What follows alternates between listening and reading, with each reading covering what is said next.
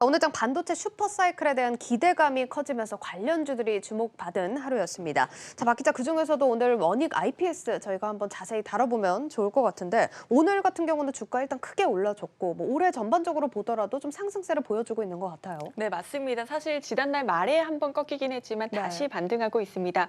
올해에만 주가가 약 20% 상승했고요.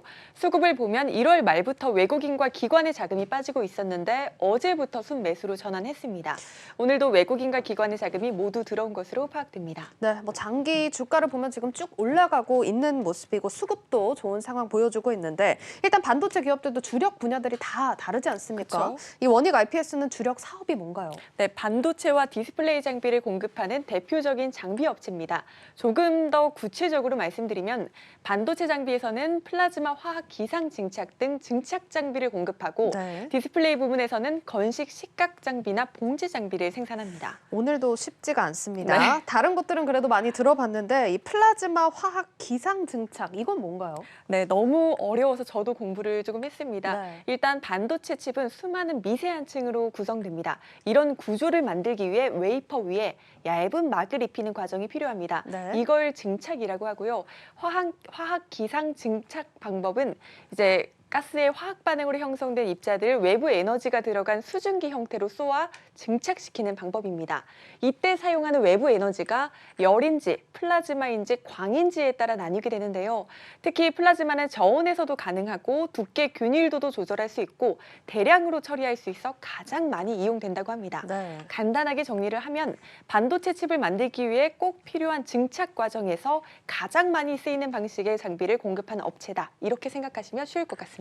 마지막 부분에 또 딱 쉽게 정리를 해주셨습니다. 이렇게 이해를 해보시면 좋을 것 같고요. 어쨌든 이렇게 설명을 들어보면 반도체 슈퍼사이클에 접어든다라고 이제 한다면 그만큼 지금 말씀해주신 장비들도 더 많이 필요하겠네요. 네, 맞습니다. 삼성전자와 TSMC, 인텔, SK하이닉스, 마이크론 등 이 글로벌 반도체 5개사의 합산 설비 투자액은 올해 사상 최대 규모를 기록할 것으로 전망됩니다. 유아다증권은 5개사의 합산 설비 투자액이 지난해 우리 돈으로 약 83조 수준이었는데 올해는 106조까지 확대될 것이라고 예상하고 있고요. 네. 특히 파운드리는 이례적으로 공급이 부족한 상황이기 때문에 이 삼성전자의 경우 국내 평택 공장 증설에 이어 미국 오스틴에도 증설을 추진하고 있습니다. 맞습니다. 또 생각보다 직접적으로 수혜를 예상해 볼 수 있겠다 싶은데요. 네, 그렇습니다. 실제로 올 초 삼성전자의 이 평택 2공장 파운드리의 생산 설비 반입식에서 원익 IPS의 화학 기상 증착 장비가 반입되며 투자자들의 관심이 쏠리기도 했습니다. 또 최근 삼성전자 중국 반도체 법인과 약 1,160억 원 규모의 반도체 제조 장비 공급 계약을 체결하기도 했습니다. 네. 업계에선 삼성전자만 두고 봐도 올해 메모리 설비 투자액이 240억 달러, 비메모리는 110억 달러 정도로 추정을 하고 있는데요. 앞서 설명드린 이 플라즈마 화학 기상 증착 장비 등 증착 장비는 메모리와 비메모리 구분 없이 공급되기 때문에 더욱더 기대감을 받고 있습니다. 네, 사실 원익 IPS 얘기가 나오면 반도체 슈퍼사이클의 최대 수혜주다 이런 얘기들이 들리고 하는데, 비메모리와 메모리 이렇게 구분 없이 들어간다고 하니까 그렇습니다. 이 설명이 또 이해가 됩니다. 그러면 실적을 예상을 해보자면 말할 것도 없이 좋을 것 같은데요. 네, 증권업계에선 긍정적으로 보고 있습니다. 특히 하나금융투자는 원익 IPS의 비메모리용 반도체 장비 매출 비중이 올해 처음으로 10%를 웃돌 것으로 보인다라고 기대감을 드러내기도 했습니다. 네. 또 반도체 미세 공정에 사용되는 EUV, 즉 극자외선 노광 장비를 만드는 전 세계 유일 업체인 네덜란드의 ASML사의 실적 발표에서도 원익 IPS에 대한 시장의 우려를 잠재울 수 있다는 분석까지 나오고 있습니다.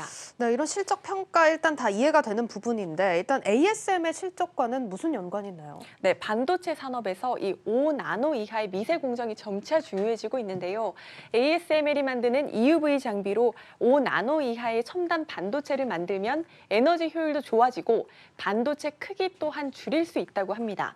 다만 이제 향후 EUV 노광 기술이 상용화되면 이 심자외선, 줄여서 DUV 장비 이제 시장이라고 하는데요. 네. 이게 크게 위축될 것이라는 우려가 원익 IPS의 발목을 잡아왔습니다.